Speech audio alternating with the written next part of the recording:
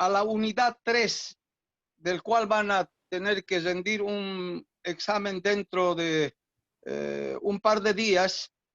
Fíjense que en esa unidad, en ese tema, si quieren, existen varias direcciones filosóficas. ¿Qué es una dirección filosófica?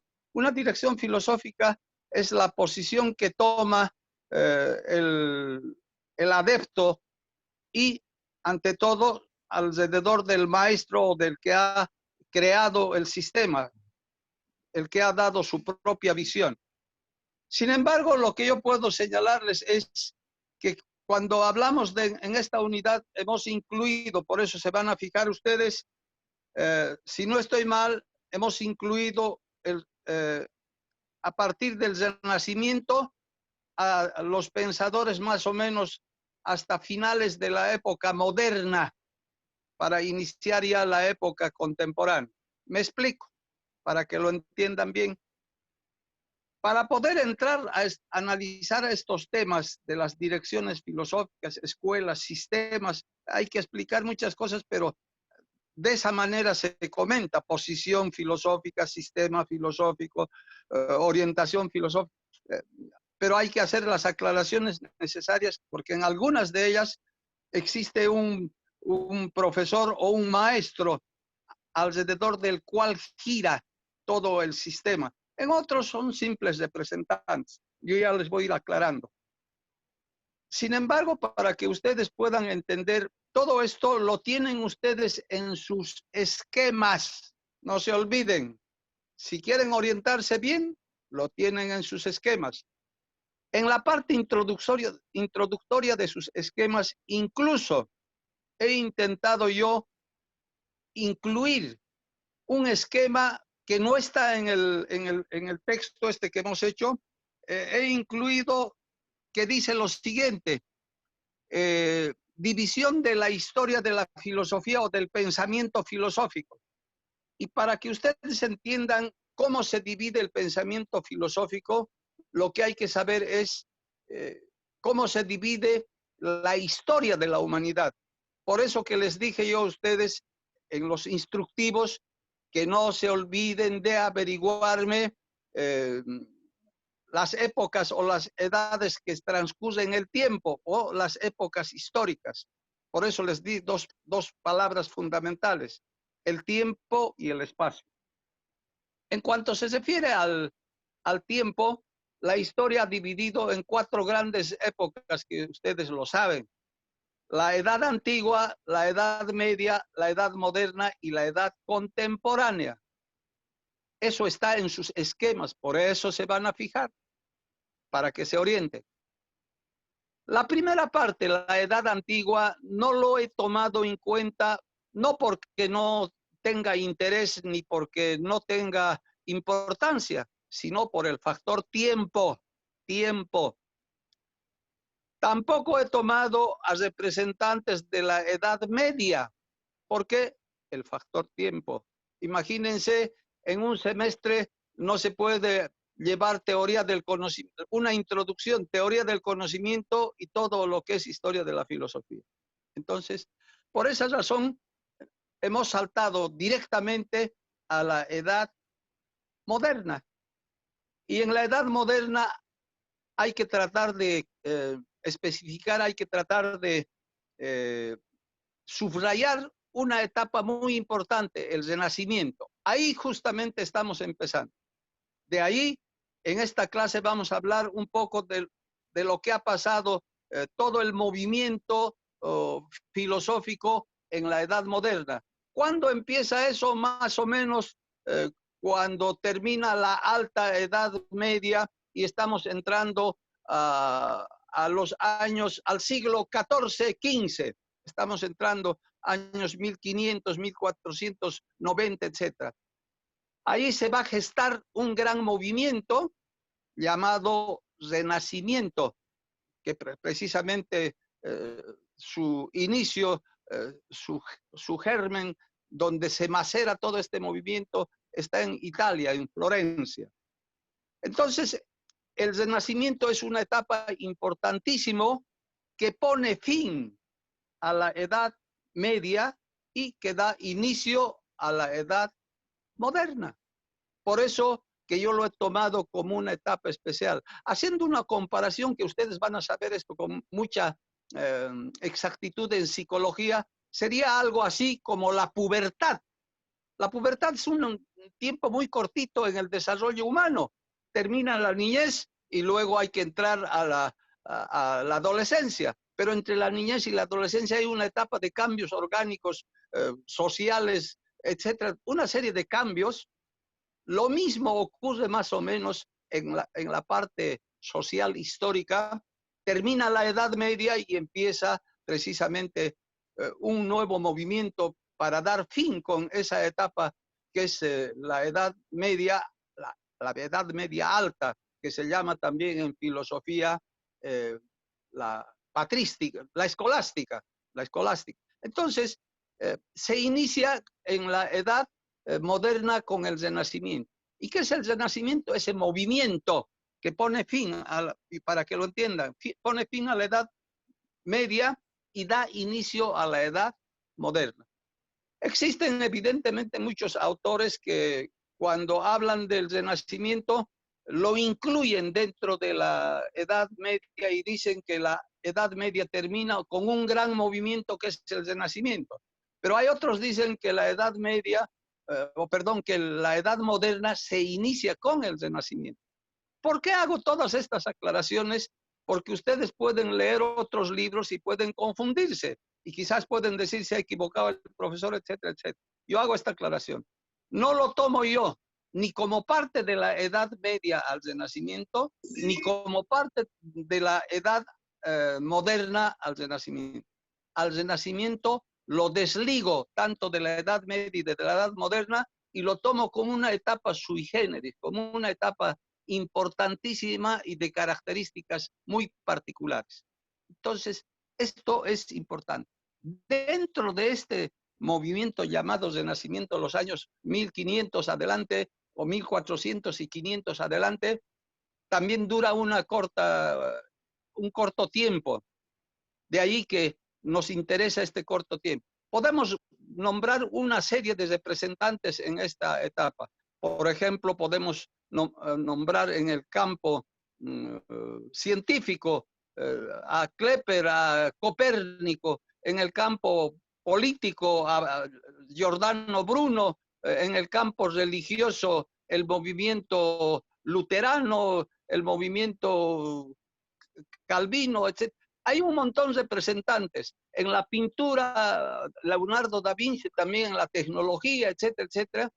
Todo este movimiento se logra en Florencia y evidentemente a partir de ahí se esparce al mundo entero. Esto es lo que ha sucedido en este pequeño. Por eso es importante. Pero dentro de este movimiento llamado Renacimiento, su nombre dice la palabra, el prefijo re quiere decir volver a renacer, volver a nacer. ¿Qué es lo que vuelve a nacer? Por eso dice renacer. ¿Qué es lo que va a volver a nacer? Lo que va a volver a nacer es la filosofía antigua. Algunas ideas de la filosofía antigua, las ideas de Aristóteles, las ideas de Platón, las ideas de Protágoras, las ideas de Sócrates, en los nuevos pensadores del Renacimiento.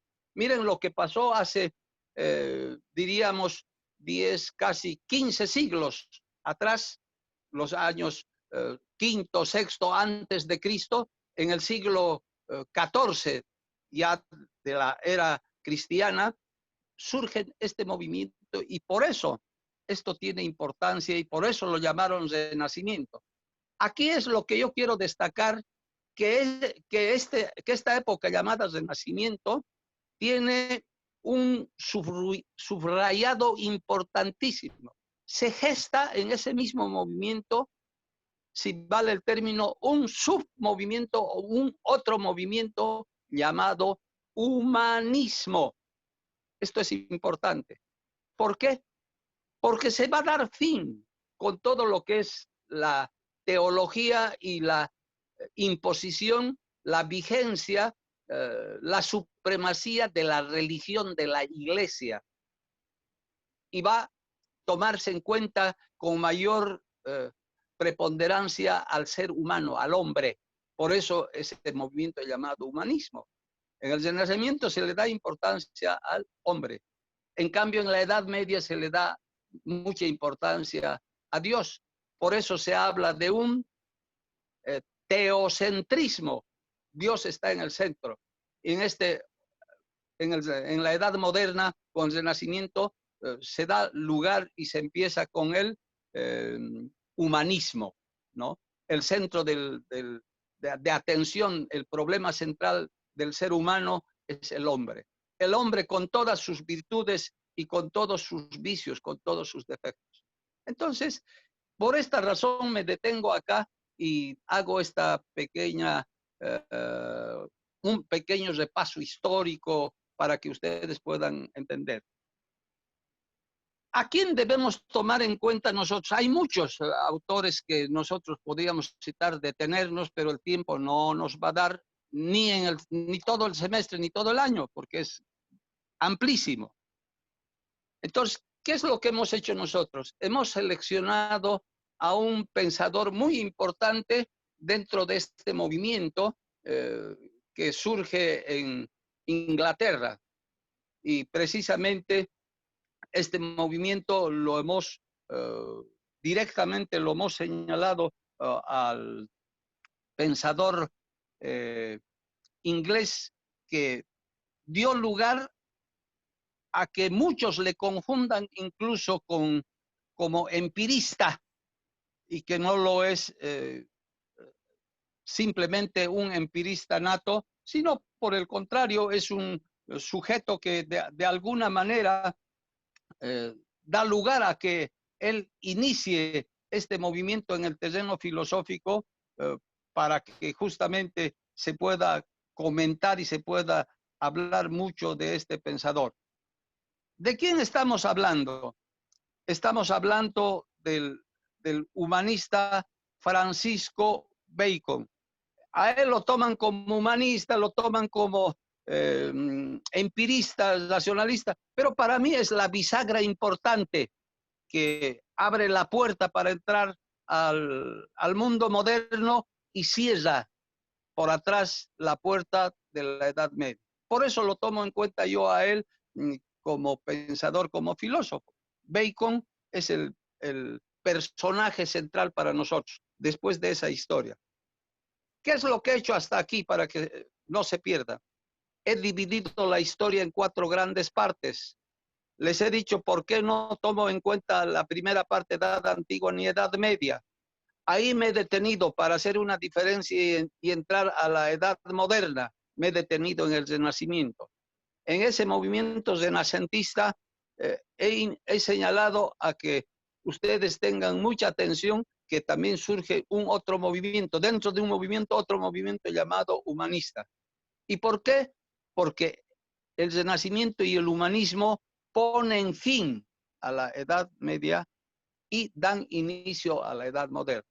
¿Y a quién nosotros estamos nombrando aquí, al margen de señalar muchos, por decirles Giordano Bruno, Leonardo da Vinci, Kepler, Copérnico, Galileo, etcétera, etcétera, tanto en el terreno sociológico, literario, poético, artístico, escultural, religioso, han habido personajes. Por eso ha sido como una camada, como una eclosión. Ha sido como cuando una gallina pone huevos y luego amasa y después frota, quiero decirles, y esos huevos dan muchos pollitos. Igual surgieron muchos pensadores en todos los ámbitos, en todos los niveles y en todos los terrenos. Esto entonces es lo que puedo decir hasta este momento. Ahora vamos a entrar a su representante que hemos señalado que es importante para mí y es el más destacado. Precisamente estamos hablando de este inglés Francisco Bacon. Este personaje ha dado inicio a la filosofía y a la edad moderna, especialmente con el enfoque que le da haciendo una crítica a la filosofía aristotélica. Por eso les dije, de nacimiento surge la preocupación por esos pensadores de la Edad Antigua, y uno de ellos es precisamente don Francis Bacon, van a escuchar, o Francisco Bacon se escribe. Este personaje lo primero que hace es da inicio a este movimiento para ir, va a poner la piedra fundamental, la columna, la primera columna para que se vaya construyendo a partir de este momento la ciencia. ¿Por qué? Porque ya Copérnico, Kepler han contribuido al inicio de la ciencia. Han cambiado ya la teoría de Ptolomeo, o Ptolomeo que se llama, esa teoría llamada geocéntrica, que la Tierra es el centro del sistema planetario y que alrededor de ella giran el resto de los planetas. Esto es lo que permanecía en el terreno de la física, de la no astronomía, podemos decir ya, bueno, de la astronomía, no de la astrología, para que no me confundan. Entonces, esta idea ha sido sustituida precisamente en esa época con el caso, por ejemplo, de estos grandes físicos de Kepler, de Copérnico, de Galileo. ¿Por qué? Porque ellos, después de haber introducido el telescopio con el cual han podido experimentalmente, fíjense, experimentalmente demostrar y hacer ver al mundo que el centro del universo no es la Tierra. Por eso se sustituye la teoría geocéntrica y se empieza con la teoría heliocéntrica. Helio quiere decir sol. Entonces, el centro del sistema planetario no es la Tierra, es el Sol. La Tierra gira alrededor del Sol junto con otros planetas. No es que la Tierra es un punto fijo que alrededor de ella giran el resto de los planetas. Entonces, esto es un gran paso y con esto se da inicio se abren las puertas a la construcción de la ciencia moderna, a la contemporánea y a la ciencia que estamos disfrutando nosotros junto con la tecnología. Tecnología y ciencia tienen límites a veces bastante finos. No sabemos dónde empieza la tecnología y dónde termina la ciencia, aunque en la mayoría de la tecnología siempre está la ciencia, la base es la ciencia. En este momento lo que estamos manejando, por ejemplo, con estos teléfonos, etcétera, es la tecnología y allí está plasmado todo lo que es matemática, física, química, etcétera, con los elementos que está hecho, los cálculos que se han manejado, los algoritmos que están dentro de esta tecnología. ¿Y qué más puedo decirles? El sistema binario para hacer los cálculos, etcétera, etcétera, etcétera. Entonces, de ahí que nosotros disfrutamos de lo que hicieron en el Renacimiento estos grandes personajes, y para nosotros en el terreno filosófico el que más nos interesa es Francisco Bacon. ¿Qué aporta él? Critica al pensador antiguo Aristóteles. ¿Y qué es lo que le critica? Dice que el método que él utiliza y la ciencia que introdujo al terreno de la filosofía, la lógica, esa herramienta que estudia el pensamiento humano, con el cual construye el hombre la ciencia, porque si uno no tiene lógica, no maneja una serie de reglas de cómo debe funcionar el pensamiento, al igual que la matemática, si no hay unas reglas de cómo se ha de operar un problema, no se puede construir. Para construir se requiere una herramienta. ¿Y cuál es esa herramienta en filosofía? Precisamente es la lógica. Y para todas las ciencias. Lógica maneja el químico, el físico, el matemático, todos. Incluso hay una gran disputa entre los matemáticos y los logicistas. los matematicistas y los logicistas, los lógicos y los matemáticos. ¿Cuál es esa disputa? Tratan de disputar quién ha sido primero, la lógica o la matemática. Si es la matemática, es una consecuencia, dicen ellos, la lógica. Pero los lógicos dicen, no, es la lógica y la matemática es una consecuencia. Entonces, ya esto podremos comentar en el segundo semestre cuando se habla de la ciencia de epistemología. Bueno, el aporte entonces de este personaje, Francisco Bacon, es que critica ese método y dice, en ese método nosotros vamos a encontrar el método deductivo. Y lo que más importa, dice, ese método no es muy útil para el avance de la ciencia, no, porque es una repetición constante. Entonces, ¿qué es lo que insiste el autor? Lo que a nosotros nos interesa, dice él, es que sustituyamos ese método por otro llamado inductivo. Me van a buscar el diccionario porque si me detengo a explicar todos los términos no vamos a avanzar. Ya les he dicho que el diccionario es el único amigo que nos va a sacar de nuestra estupidez. Entonces, reitero, sustituye el método deductivo que ha permanecido por mucho tiempo desde que introdujo precisamente Aristóteles hasta la aparición de Bacon. Y Bacon es el que va a introducir precisamente el método inductivo. Para que tengan una idea, por ejemplo, las matemáticas utilizan más el método deductivo y la química, especialmente la química y la física utilizan el método inductivo. Hay una cantidad de métodos, solo por nombrar algo. Entonces, de esta manera empiezan a despegar las ciencias, a enriquecerse y ha empezado el hombre a construir el mundo moderno. Por eso es que surgen la construcción de máquinas, de aviones, de vapores, etc.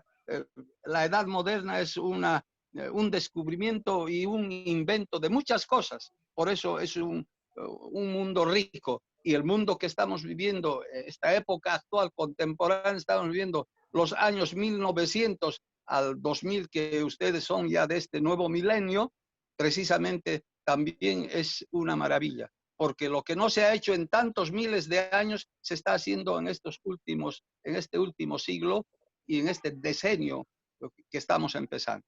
Bueno, de ahí entonces que Francisco Bacon propone utilizar para construir la ciencia el método inductivo, la observación y la experimentación. Esto es lo más importante. Y dice, para que nosotros podamos utilizar la inducción, la observación, la inducción y la experimentación, es necesario, dice, hacer un análisis previo que cómo tiene que ser ese método. El método no se sujeta a la voluntad caprichosa de nadie, sino se tiene que establecer previamente una serie de reglas. De ahí entonces el que dice el método que vamos a utilizar lo vamos a dividir en dos partes. La parte A, si quieren, y la parte B. Sin embargo, él lo llama la parte positiva y la parte negativa. En la parte negativa, ¿qué es lo que él va a señalar? En la parte negativa va a señalar que el hombre, por su naturaleza, tiene cuatro grandes prejuicios, cuatro grandes ídolos, quiere decir. La palabra que utiliza él es ídolos, pero la traducción correcta sería prejuicios, o sea, juicios anticipados sin haber probado, pero que sí el hombre los acepta. Es algo así que de la opinión hace carne la persona y luego obedece a esa opinión. Lo que llamaríamos hoy en día lo que pasa con las redes sociales. En las redes sociales a veces se comenta algo, la gente que escucha lo repite y lo toma como una verdad. Y dice, en la naturaleza humana, estas prejuicios, estos ídolos, estas ideas preconcebidas sin tener vivencia, son los que perjudican la construcción de la ciencia. También se le puede llamar estos errores con los que vive el hombre y los cree esos errores como verdades, es lo que perjudica al hombre a avanzar y construir un mundo mejor. De ahí entonces dice, hay que deshacernos de estos prejuicios. Lo que dirían los psicólogos, hay que hacer una pequeña higiene mental. Entonces, de esa manera, él dice, hay que deshacernos de los prejuicios del foro, dice, por eso habla, dice, ídolo specus, ídolo de especie, ídolo hori, ídolo de la discusión de la plaza. Entonces, estos 4 ídolos de los que va a hablar él, son los que van a perjudicar el desarrollo de la ciencia. Sin embargo, en compensación a ello, inmediatamente él propone otras reglas para que se pueda construir. Por eso habla de la primera regla, que es la comparación, la diferenciación, la asimilación y luego la sintetización. Es decir, da 4 pasos cómo se debe construir la regla. Lo que hay que dice es observar una cantidad de objetos, sacar de esa cantidad de objetos lo que es común en esos objetos. En el segundo paso, después de haber sacado lo común de esos objetos para señalarlos como elemento general, hay que deshacernos de los elementos particulares, que vendría a ser diferenciación. Y luego hay que hacer una comparación de unos objetos con otros para luego hacer una concreción, una sintetización o una finalización. Estos son los pasos que va a señalar y con esto es precisamente lo que pone los cimientos más importantes nuestro amigo Francisco Bacon, este gran inglés en el desarrollo de la ciencia. Bueno, con esto en el tema, es una partecita, deben ser 3, 4, 5 preguntas, aparece inmediatamente otro movimiento que se llama la época de las luces, etcétera. Yo no quiero entrar a eso porque no los he puesto en el cuestionario. Voy a entrar directamente a 2 grandes movimientos, a 2 grandes posiciones, a 2 grandes corrientes filosóficas que inmediatamente aparecen después de Francisco Bacon. Ustedes han debido ver, deben estar escuchando, que a Francisco Bacon no lo he considerado ni como empirista, más lo he tomado como un renacentista humanista, fíjense. Por eso el humanismo es una corriente donde prioriza al hombre. Ahora vamos a entrar, ese ser humano llamado hombre, ya hemos hablado en el examen anterior que dieron y en teoría del conocimiento, el hombre cuando quiere conocer el mundo, el sujeto conociente cuando quiere conocer al objeto a conocerse, lo hace por 2 medios, es decir, o lo hace a través de los sentidos o lo hace a través de la razón. Cuando utiliza la razón tiene que manejar la lógica, el discurso. Y cuando utiliza los sentidos tiene que recurrir precisamente a los 5 sentidos que clásicamente conocemos, aunque el hombre tiene muchos más sentidos que los 5. Dice, licenciado, sí. Nos conectamos en 2 minutos, un descansito. 5 minutos. Perfecto, ¿ya? No hay ningún problema. Sí, sí, se va. Ya. Gracias. ¿Lo apagamos? Sí, sí. ¿Lo apago? Apágalo, en 5 minutos volvemos, se va a cortar, ¿ya? Gracias. Ya, correcto. Correcto.